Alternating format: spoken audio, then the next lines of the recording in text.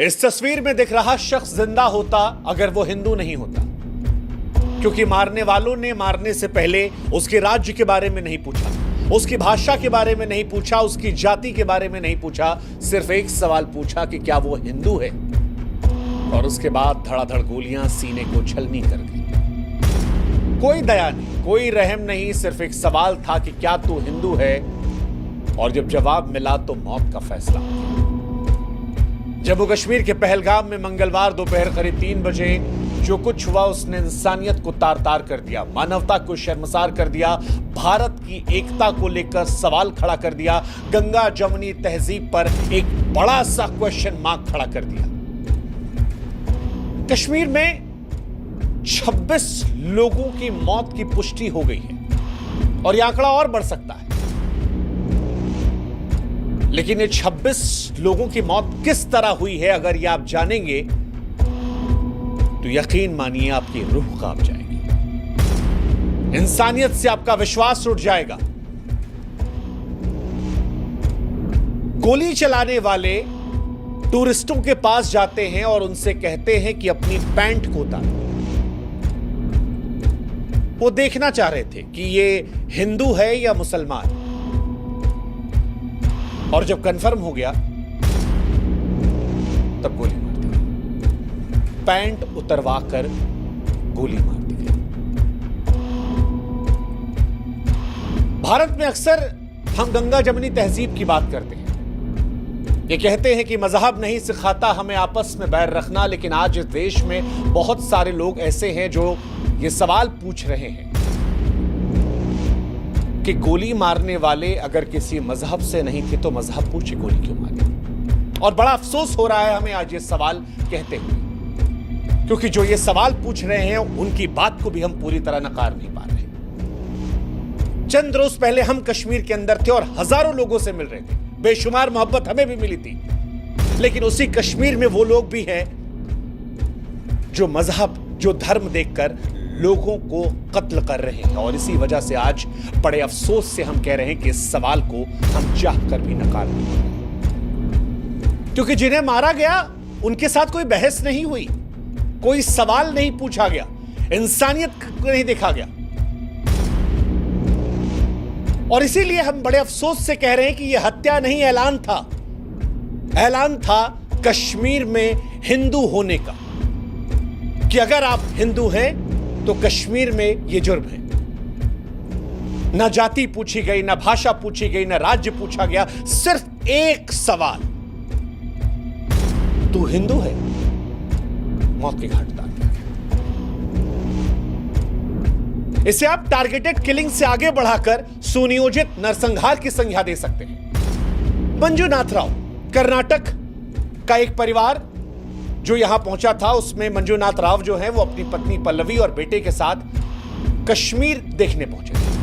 हम सबकी नजर में कश्मीर भारत का ताज है, कश्मीर वो स्थान है जो दुनिया में जन्नत की निगाहों से देखा जाता है, और शायद ये परिवार भी जन्नत देखने पहुंचा था, मगर इसे एहसास नहीं था कि हिंदू होकर जन्नत देखने जाना उसकी जिंदगी पर भारी पड़ सकता है।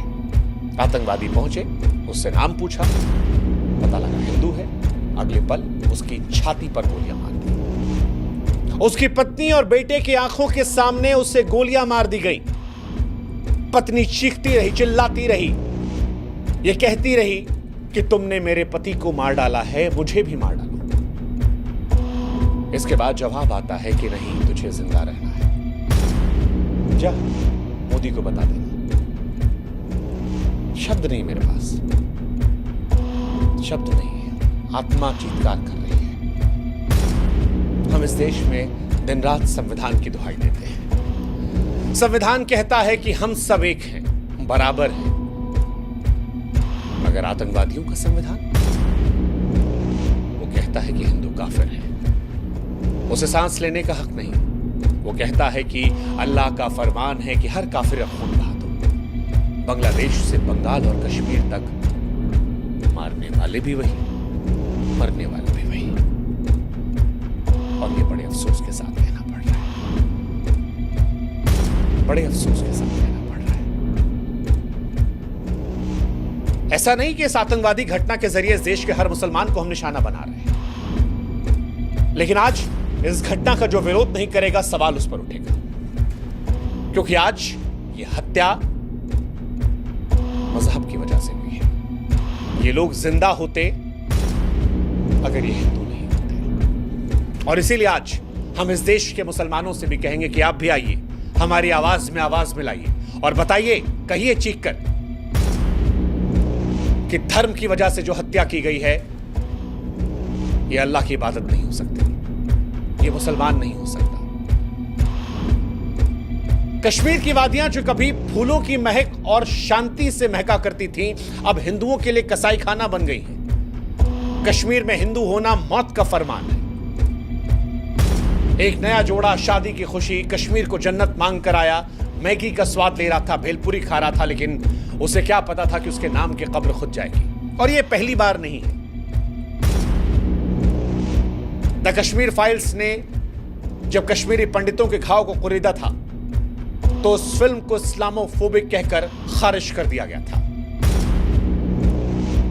कुछ तारीखों के हेरफेर को लेकर पूरी घटना को इंकार कर दिया गया था। लेकिन कश्मीर में आतंक का मजहबी खून इतिहास जानना जरूरी है, और आज वो इतिहास हम आपको बताएंगे। 1989 में टप्पू की हत्या, 1990 में रालेफ गालेफ और चालिफ का नारा, 2025 की ताजा लाशों की तस्वीरें। ऐसा लगता है कश्मीर में हिंदुओं के खून को बहाना रिवाज बन गया है। लश्कर से लेकर टीआरएफ, हिजबुल, सब ने सिर्फ और सिर्फ एक मजहब का खून पिया है, और वो है 1989 से ही कश्मीर हिंदुओं के लिए कब्रिस्तान बन गया है। जेकेएलएफ के बिट्टा कराटे ने 20 से 40 पंडितों को काटने पर गर्व किया। 1990 में सैकड़ों हिंदू मारे गए। लाखों हिंदू पंडित ऐसे थे जो अपनी जड़ें छोड़कर वहां चले गए। नदी मार्ग में 24 पंडितों का नरसंहार हुआ। बीके गंजू की चावल के डब्बे में हत्या हुई। और ये सारी कहानियां हम सबके सामने आई, लेकिन सेकुलर नौटंकी में उलझकर हमने इसे खारिज कर दिया। लेकिन क्या बदला? आज भी नाम पूछकर ठोका जा रहा है। 2022 में 150 पंडित कर्मचारी डरकर भाग गए थे। 2023 में संजय शर्मा मारे गए, और अब पहलगाम में पर्यटकों खत्म। अब नहीं तो कब कहेंगे कि यह नरसंहार नहीं है, यह हिंदुओं का सुनियोजित जनसंहार है। फरवरी 2019 के पुलवामा हमले में 47 जवान शहीद हुए थे, और उसके बाद यह अब तक का सबसे बड़ा घटनाक्रम है। आतंकवादियों ने एक बार फिर हिंदुओं को ही निशाना बनाया है, और यह संयोग नहीं, सुनियोजित साजिश है। दरअसल हिंदुओं का खून बहाना आतंकवादियों का शौक बन चुका है। न जाति, न भाषा, न राज्य, बस एक सवाल कि क्या तुम हिंदू हो? जवाब आया, गोली। जिसने जवाब नहीं दिया उसकी पैंट उतार कर चेक कर लो। सवाल आज इस देश की सरकार से भी है। सवाल आज प्रधानमंत्री नरेंद्र मोदी और गृहमंत्री अमित शाह से भी है कि जब आप ये दावा करते हैं कि देश सुरक्षित हाथों में है, तो ये टारगेटेड हमले कैसे हो रहे हैं? मोदी सरकार बार बार कहती थी कि नोटबंदी के बाद, धारा 370 खत्म होने के बाद आतंकवाद खत्म हो गया था। लेकिन पिछली बार जब डोनाल्ड ट्रंप आए तब दिल्ली जली। अब अमेरिका का उपराष्ट्रपति आया है तो कश्मीर में खून बह रहा है। क्या ये सब संयोग है? लगता तो नहीं। लेकिन सवाल यह है कि आप क्या कर रहे हैं? देश के गृह मंत्री कश्मीर के दौरे पर गए हैं, लेकिन इस घटना के होने के बाद कश्मीर में आतंकवादियों के हौसले क्यों नहीं इतने पस्त थे कि ऐसी घटना करने के पहले उन्हें 1000 बार सोचना पड़ता? क्यों आतंकवादियों में वो खौफ नहीं था? और इस सवाल का जवाब देना पड़ेगा देश के गृह मंत्री को भी, देश के प्रधानमंत्री को भी। शब्दों के खंडहर में न्याय की तलाश नहीं हो सकती, क्योंकि जनता देख रही है, और जनता को बयान नहीं, बदला चाहिए, निर्णायक बदला। जो खून बहा है उसका जवाब चाहिए, बिना भाषण, बिना दिखावा। कश्मीर में अगर हिंदू होना गुनाह बन गया है तो फिर सरकार की खामोशी पर सवाल उठेगा, क्योंकि सरकार, आपको यह जवाब देना पड़ेगा कि आप देश चला रहे हैं या लाशें गिन रहे हैं। और अगर मोदी सरकार के भी राज में हिंदू की पहचान उसकी मौत बन जाए, तो फिर किस शांति की बीन बजाई जा रही है? सोचेगा।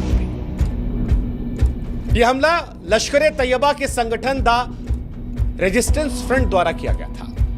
जम्मू कश्मीर के पुलवामा के बाद यह सबसे बड़ा हमला था जो मजहब के नाम पर हिंदुओं का खून बहा रहा था। इन सब के बीच हम सब खामोशी से देख रहे थे। सड़कों पर हिंदुओं का लहू बह रहा था। पहलगाम का जो हमला है वो रूह कपाने वाला है। लेकिन अब बहुत हुआ और इस बात को खुलकर कहना होगा कि अब बस करो। अब निर्णायक लड़ाई लड़ो सरकार। और आप जो आज हमें सुन रहे हैं, जो चुप हैं वो भी दोषी हैं, जो डरते हैं बोलने से वो भी पहलगाम के इस खून में जिम्मेदार हैं। जो लोग आतंकवादियों की भाषा को विरोध समझते हैं, वक्त आ गया है कि उन्हें भी देशद्रोहियों की कोटि में डाला जाए। अब या तो बोलो और या इस बात का एहसास रखो कि आपकी चुप्पी का बोझ आपके बच्चों की लाशों को उठाने पर भी मजबूर कर सकता है। कश्मीर सिर्फ हिंदू का नहीं बल्कि भारत का मुकुट है और यह हमला भारत की अखंडता, भारत की एकता पर भी किया गया है। अब इस मुकुट पर खून के छींटे और बर्दाश्त नहीं, क्योंकि आतंकवाद एक ऐसा सांप है जो पूरी दुनिया को निगल जाएगा और उसे कुचलना जाना जरूरी है। और कश्मीर में मजहबी आतंकवाद का सच अब सारी दुनिया को स्वीकार करना होगा। यह लड़ाई केवल कश्मीर की नहीं है, केवल भारत की नहीं है, यह मानवता की जंग है। आतंकवादियों, उनके समर्थकों, सहानुभूति करने वालों को बेनकाब करना होगा। सरकार से खानापूर्ति नहीं बल्कि कड़ी कार्रवाई की उम्मीद होगी। हर आतंकवादी को जड़ से उखाड़ना होगा सरकार। हर एक हिंदू का जो खून बहा, हर एक इंसान का जो खून बहा है कश्मीर में, उसका हिसाब लेना होगा। आप कश्मीर को जन्नत बनाने की तैयारी करो, लेकिन उससे पहले इस खूनी जहर को खत्म करो। देश की जनता चीख रही है, अब और खून नहीं, अब और आतंकवाद नहीं, अब और भारत की अखंडता, एकता पर हमला नहीं। आशा करते हैं कि इस घटना के बाद ऐसी घटना से हमें आपको रूबरू नहीं होना पड़ेगा, और अगर होना पड़ा तो इससे बड़ा दुर्भाग्य देश का नहीं होगा। आशा करते हैं कि जिनका खून बहा है उन्हें इंसाफ मिलेगा। आशा करते हैं कि 140 करोड़ भारतीय एक सुर में सुर लगाकर कहेंगे कि जो हुआ वो भारत की अखंडता, एकता पर हमला था और भारत में मजहबी आतंकवाद की है। और जो नहीं कह रहा उसके बारे में आपको सोचने की जरूरत है। ईश्वर से हम मृतकों के परिजनों को ढांढस देने और मृतकों के लिए शांति की दुआ करेंगे। ओम शांति। जय हिंद।